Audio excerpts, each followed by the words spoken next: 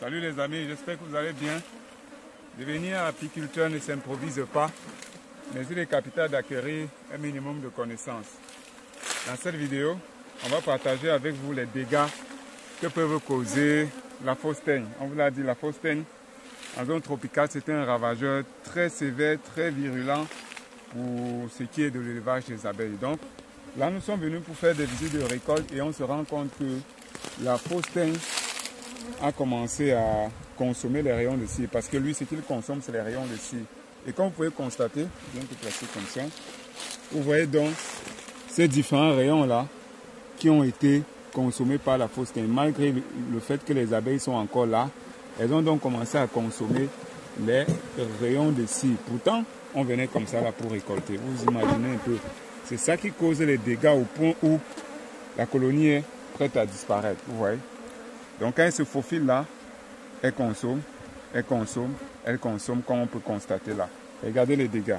Donc vous allez venir, on était là il y a de cela 3 semaines. Regardez là, vous avez vu. Voilà les larves qui sont là. Elles sont là en quantité. Hein. Voilà. Regardez. Là. On était là il y a 3 semaines, c'était pas à ce niveau. Donc on se disait que nous on vient là, c'est pour faire la récolte. Mais malheureusement, vous voyez, c'est des dégâts et des dégâts et des dégâts énormes. Énormes. Donc la fausse teigne, en fait, elle est là tout au long de l'année, hein, tout le mois. Malgré que les alentours de notre rue sont propres, vous voyez que les dégâts sont énormes. Avec ça, comment est-ce que la colonie ne va pas déserter d'ici peu? Elles vont forcément déserter. Pourtant, on a récolté des quantités énormes de miel dans cette ruche-ci il y a quelques mois, vous voyez. Il n'y a rien à faire. C'est même de justesse. Vous voyez, voilà le reste de miel carrément. Sur ce rayon-ci. Voilà le reste de miel. Voilà le miel que les abeilles se sont battues à mettre à l'intérieur. Voilà ça. Mais la fausse teigne est là. Elle consomme les rayons de cire à une vitesse qui ne dit même pas son nom. C'est énorme. Donc vraiment, faites l'effort de bien suivre vos ruches, de bien entretenir.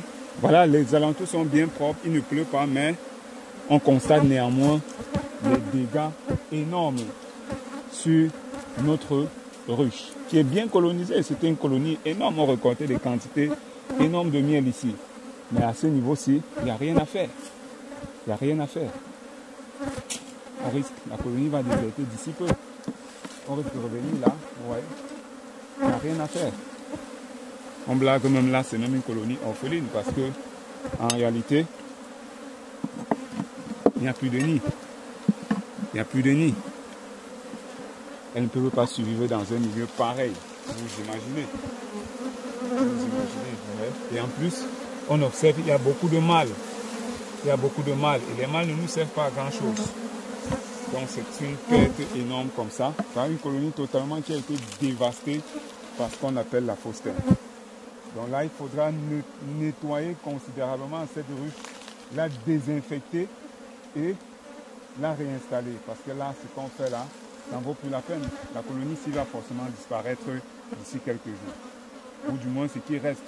Parce que on se rappelle vraiment, c'était une colonie énorme, comme on l'a dit tantôt. Et à ce niveau, les dégâts sont sans appel. Hein. Les dégâts sont sans appel, vous voyez. Donc elle, quand elle s'installe là, elle consomme les rayons de cire. Vous voyez comment elle consomme. Voilà les larves, elle pond les œufs, elle se développe. Elle pond, elle consomme. Il n'y a rien à faire. Voilà, vous voyez, ça c'est les larves. Elles sortent de leur cocon. C'est comme ça. Donc, ce que nous on va faire simplement, c'est de laisser d'abord ça, d'aller finir la récolte dans les autres ruches. Et par la suite, on viendra avec tout le nécessaire, c'est-à-dire tout le matériel qui va nous servir pour désinfecter la ruche sur cette ruche-ci là, parce que là, on ne peut pas s'en sortir comme ça. Il y a beaucoup de travail à faire. Donc on va devoir renettoyer toute cette ruche-ci considérablement avant de la réinstaller, la désinfecter totalement. Et là, c'est une perte, hein. Une perte.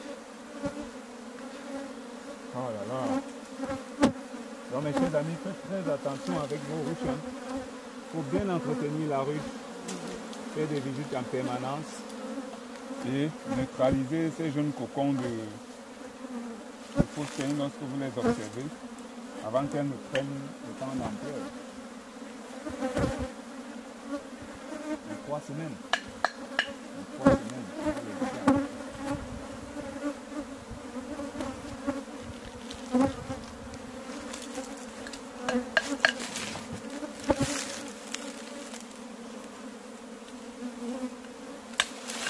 Comme ça, avant de venir vraiment s'occuper.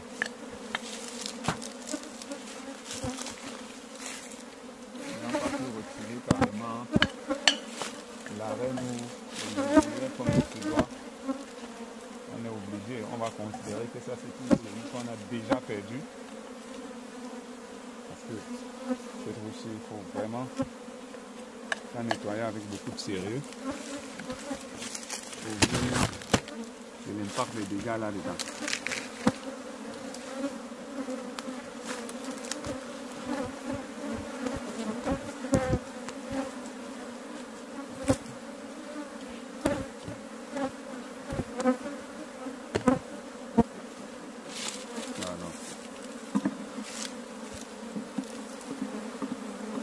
Donc nous vous invitons, ça passe toujours. Nous vous invitons donc à notre prochaine session de formation qui aura lieu du côté de Yaoundé du 29 au 30 mars prochain, donc dans 3 semaines exactement. C'est une formation qui sera théorique et beaucoup plus pratique. On va parler de comment construire les ruches, on va assembler les ruches ensemble, on va visiter les ruches ensemble, si possible même récolter le miel ensemble dans nos différents ruchers tout autour de Yaoundé. Donc si vous voulez participer à cette session de formation du côté de Yaoundé, n'hésitez pas de nous contacter via le numéro qui s'affiche sur votre écran, quoi. Donc, partagez la vidéo pour sensibiliser davantage, pour informer davantage les uns les autres qui veulent se lancer à l'agriculture. On va seulement se dire à très bientôt pour une nouvelle vidéo et un nouveau partage.